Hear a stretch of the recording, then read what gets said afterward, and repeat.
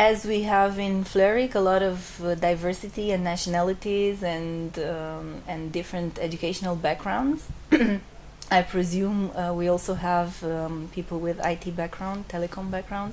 So my first question would be, how does your course, Value-Added Enterprise IT, help these people further in their career? Aren't they getting bored? What do you bring new to their knowledge? Now, my course, it's labeled Value-Added Enterprise IT. It's not an IT course per se. It's a course about value creation with IT.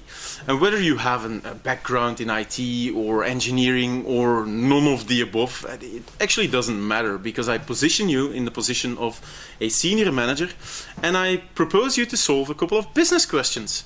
So you will probably have to do more than just deploy some IT skills to get to the solution of these cases.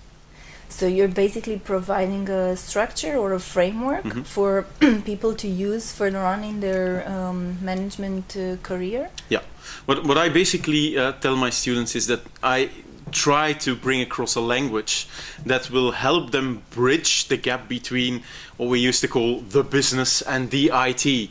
And as you will have noticed, there's some language associated with that endeavor. We're talking about architecture, governance, also IT strategy. It doesn't come naturally to many people, but I try to make it more easy for them to actually talk about strategy, architecture, and governance.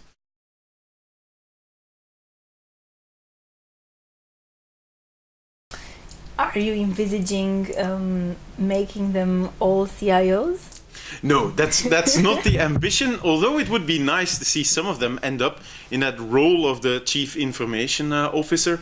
No, what I would like to create is a breed of versatile senior managers that feel at ease talking about technology and value creation. In a sense, I want to give them a language that will come as naturally as the language of finance, marketing, or strategy.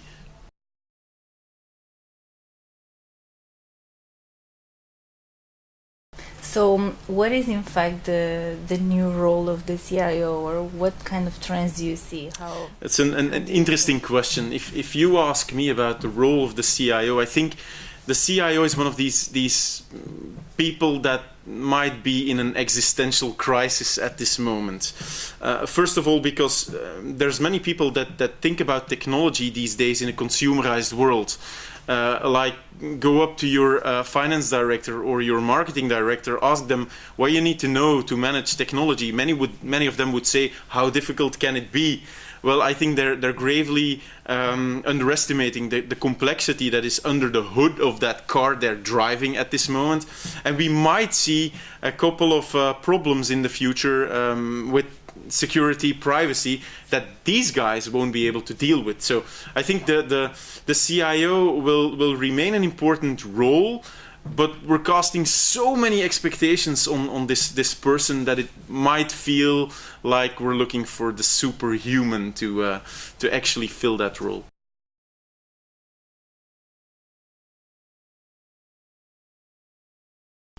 But in a way, from what I understand and I've seen in your course, this should give the necessary skills to a person to be able to manage this in the future, right? And to Absolutely. be able to connect different parts of a business. Like you would connect in Vlerick, for instance, the different platforms, existing platforms. Yeah. How does that work? Well, the IT platform, the spearhead topical area that we call IT, is basically laying the ground foundation as an infrastructure, technologically as well as organizationally, for other parties to actually use. Like if you're in marketing, how do you make use of social media, big data, analytics?